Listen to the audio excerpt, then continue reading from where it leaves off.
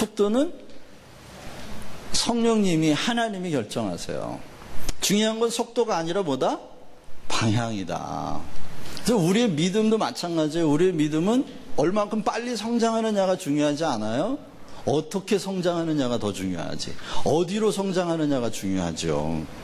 이렇게 성장을 해도 삐뚤빼뚤 성장하면 나중에 제목으로 쓸 수 있어요, 없어요? 쓸 수가 없어요. 대부분 혼자 신앙생활 하는 분들은 이렇게 삐뚤삐뚤 자라요. 쓸모가 없어요, 나중에. 멋은 있어요, 그죠? 이렇게 소나무가 확 휘어진 걸 보면 멋있어요. 그래서 혼자 신앙생활 하신 분들은 하는 얘기 이렇게 들어보면 참 간증도 많고, 무용담도 많고, 들을 게 너무너무 많아요. 그런데도 묘하게 공동체 안에서는 어우러지질 못하고 혼자서만 신앙생활을 잘하기 때문에 교회 안에 제목으로는 쓸 수 없는 분들이 너무 많아요. 말하자면 철학을 해도 개똥 철학을 하면 안 되잖아요. 그런데 철학자들이 개똥 철학을 한 철학자들은 운명 철학원을 꼭 하더라고요.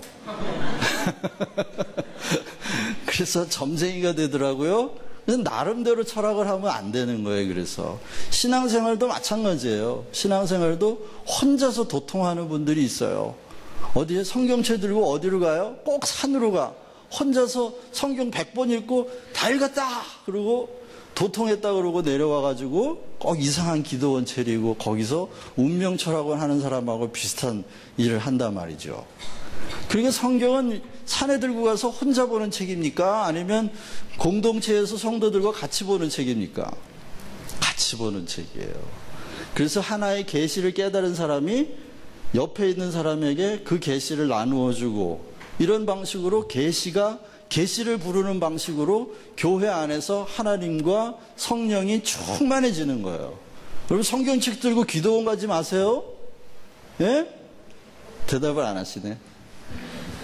이번에 내가 성령 충만해야지. 그리고 성경책 들고 100일 작정 기도, 꼭 100일 기도, 40일 기도, 그러지 마세요. 성경은 교회 안에 교회의 회람대라고 준 책입니다.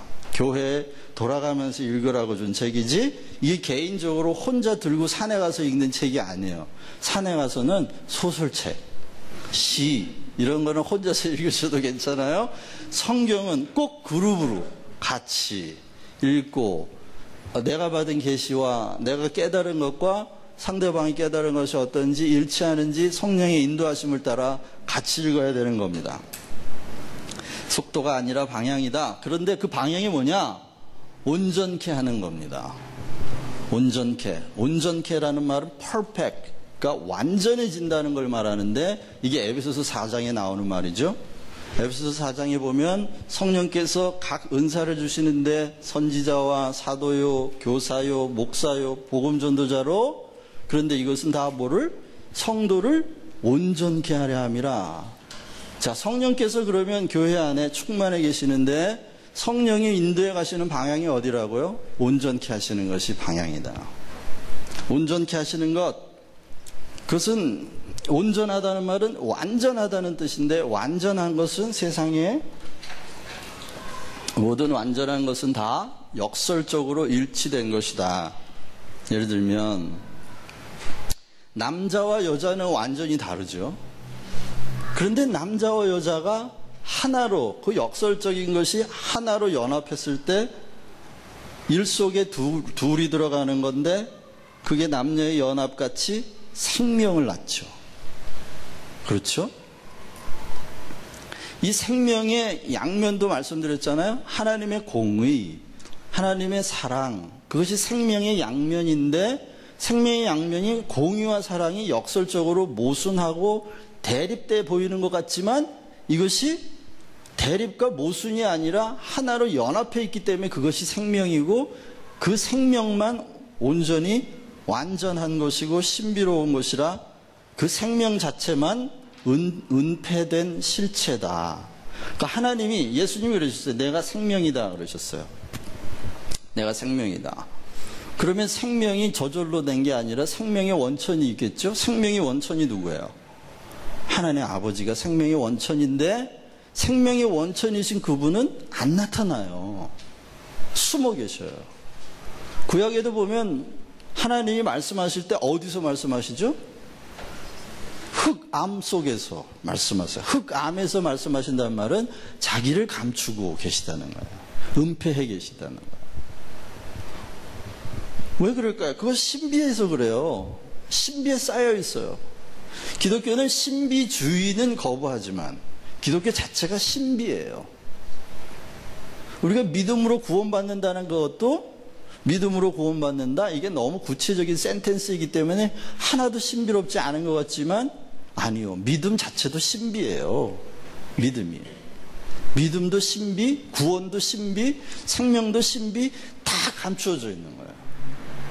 다 감추어져 있는 건데 그렇게 역설적으로 분명히 역설로 보이는데 이것이 하나로 조화가 돼서 일 속에 이가 들어있는 것 같은 이런 것들이 다 완전한 것이다. 그리고 완전한 것의 궁극은 생명밖에 없는데 이 생명이 완전하다고 하는 증거가 뭐냐? 생명은 반드시 뭘 낳게 돼 있죠? 생명을 낳게 돼 있죠.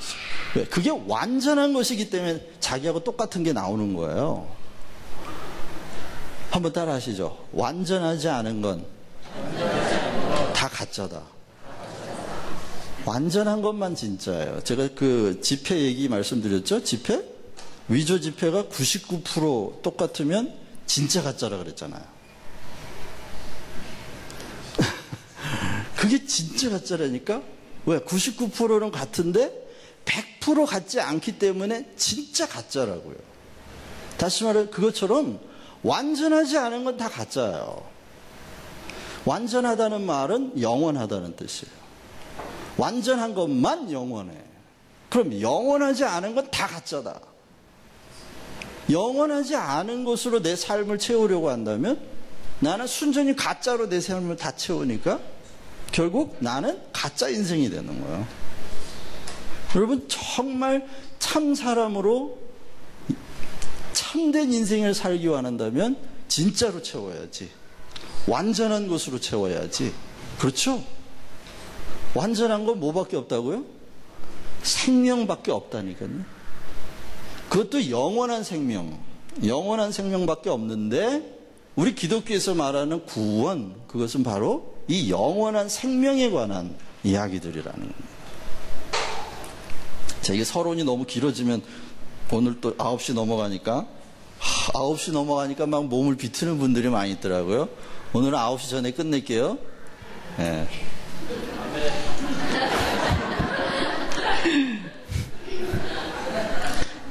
제가 회개할 일이 있는데 지난주에 제가 거짓말해서 죄송합니다. 딱 20분 안에 끝낼게요 그래 놓고는 25분, 30분 했다고 막 나 저보고 목사님 거짓말 하시면 안 되죠? 막 그러던 분이 있었어요. 네, 제가 회개할게요. 죄송합니다. 근데 제 기억으로는 20분 안에 끝내야 되는데 라고 말했지 끝내겠다고 말하지 않았거든요. 그렇죠? 아니요. 끝내겠다 그랬어요? 그럼 2번 회개합니다. 죄송합니다. 오늘은 제가 무슨 일이 있어도 9시 전에 끝내겠습니다. 제 시기하고 여러분 시기가 맞아야 될 텐데.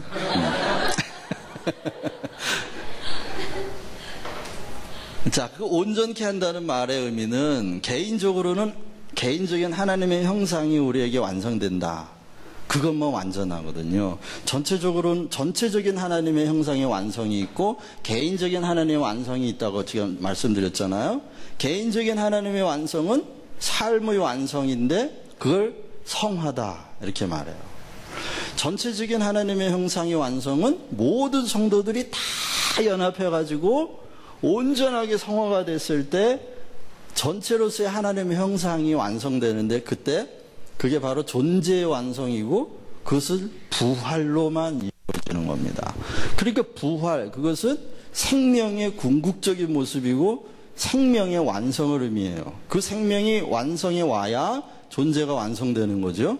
자, 그러면 기독교에서 말하는, 오늘 지금 이게 굉장히 중요해요. 기독교에서 말하는 구원은 종말론적인 구원입니다. 다시 말하면 언제 완전히 구원이 완성되는 거예요? 부활 때예요.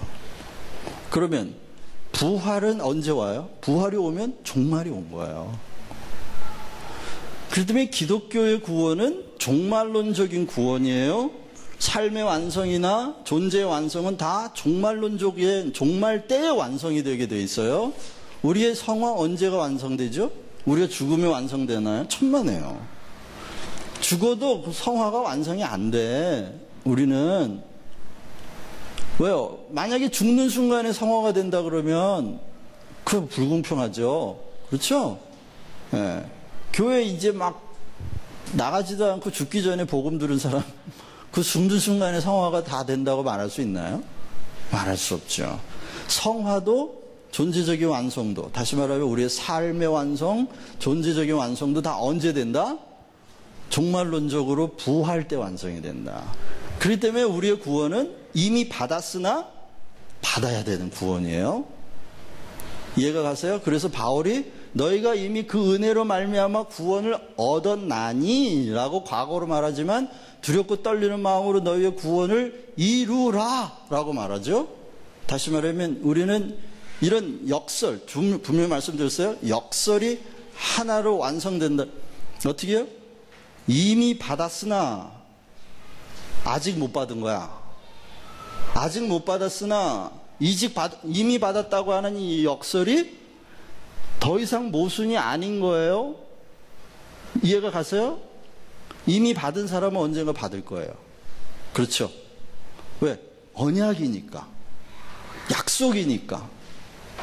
우리의 감정적인 확신에 좌우되는 게 아니라 하나님의 약속과 언약의 기초에서 어떤 분은요, 심지어는 이렇게 얘기하더라고요. 우리가 믿지 않아도 구원받을 가능성이 더 큽니다. 이렇게 말하는 분이 있어요. 그렇게 얘기하면 저 사람 이단이다 그럴 텐데 아니요. 그 말은 무슨 말이냐면 우리의 확신에, 우리의 감정적인, 지적인 확신에 우리의 구원이 좌우된 게 아니라는 거예요. 하나님의 약속에 근거한 거고 하나님의 은혜에 근거한 것이 구원이기 때문에, 그러니까 막 우리가 믿으세요 믿어야 구원입니다, 그냥 따지지 말고 믿으세요라고 막 계속 말하면서 우리의 감정적인 확신을 강조하는 건 어떻게 보면 하나님의 약속과 약속을 신실하게 지키는 하나님을 못 믿어서 그래. 그런 역설적인 게 있어요, 여러분. 제 말을 잘 이해해야 될 텐데. 그래서 지난번에 제가 출애굽기 때 그 세 집 예를 들었잖아요. 첫 번째 집은 어떤 집이라고요? 모태신앙. 모태신앙 어려서부터 한 번도 교회 안 빠졌어요.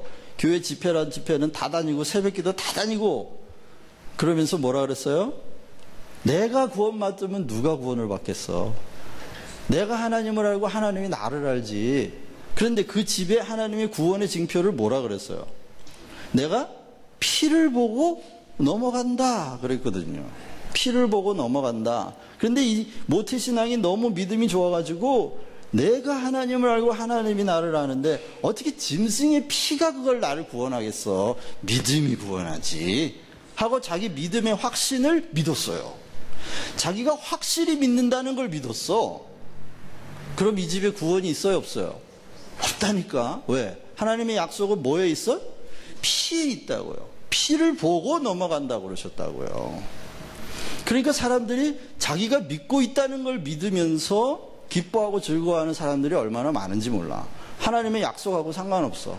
자기 신념, 자기의 신념과 경험에서 나오는 확신, 그 확신이 자기의 확신이 자기를 구원해 줄 거라고 믿는 거예요.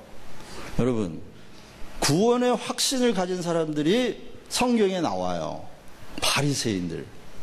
얼마나 확실하게 믿었어요, 그 사람들이. 그런데 구원의 확실이 없어가지고 막 그냥 벌벌 떨었던 사람들이 있어요. 누구요? 창기, 세리, 이런 사람들. 그런데 예수님이 누구들 더 많이 찾아갔어요? 창기, 세리. 세상에 돌아갈 곳이 없는 사람들. 세상에 의지할 때라고는 아무것도 없어요. 세상에 소망이 없는 사람들. 그 사람들 예수님 만나고 예수님이 막 소망의 말씀을 주시니까 아유 저거라도 붙들어야지. 그런데 들어도 확신이 없어.